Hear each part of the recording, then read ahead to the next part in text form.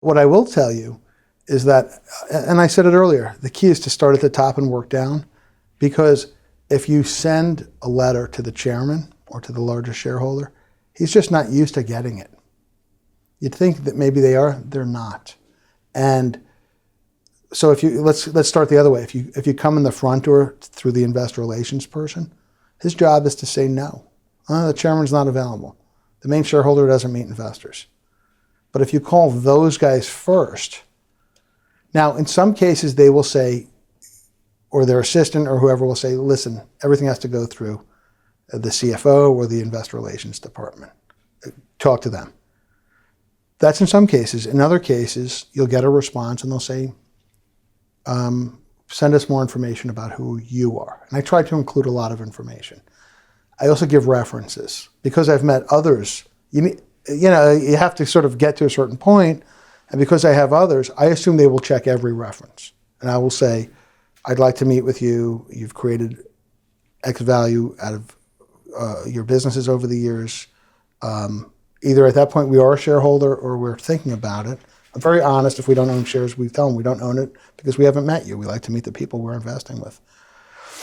But I'll give references of other family-controlled companies that they can check me out and understand that we are long-term, that we are who we say we are. And I will tell you, my hit ratio of getting meetings is very high.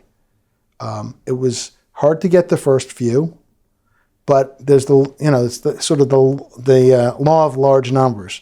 You send out enough requests to different people, you're going to get a few hits. And then once you get the few, you can't meet somebody once and use them as a reference. It's an iterative process. This is a long-term game. And so it does take time. You have to offer something in return. And what is that? I find that when I get to Europe, different parts of Europe, different countries, there's still a fascination with, well, what do you guys in America think about this or that? And so it's a two-way street of a conversation. I met one family in Europe, in Spain, where the main shareholder, who was also the chairman, I found was part of a stock picking club with the CEOs of other companies. So I started sending him some thoughts. Have you ever looked at this French company? I would just send him a couple of blurbs. These might be interesting for your next stock picking thing. I wanted nothing in return. I was just trying to find a way to connect.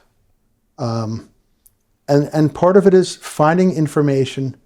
So yet another nugget I'll give you is everybody starts by Googling the person. Yeah, okay, great. You Googled them. But did you look at page 1 on Google or page 10 or 15 or 20? By the time you get to page 10 or 15 or 20, you might find the most obscure little item, but that might be your hook when you send the letter to get the meeting. I see that you won an award in your town for being whatever.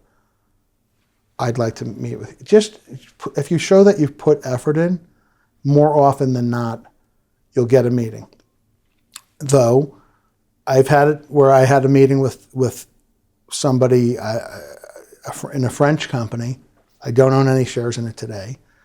And once I finally got the meeting, one of the hardest meetings I ever had to get, and once I got it, he did invite me into his office, and he spent the next 2 hours telling me that his stock was overvalued. If I was a shareholder, he would happily help me find another buyer for it. They just didn't want outsiders buying it. Even though it was a public company, it had a very small free float, and it was almost for the family to trade amongst themselves if somebody died or somebody needed capital. They just didn't want outsiders coming in. So that didn't turn into a long-term relationship. That they were just trying to figure out who we were and what we were looking for. And what did we do? We went home and we bought more shares. The stock did very well after that, because you realized the minute the insiders are telling you there's no value there, there's probably real value there.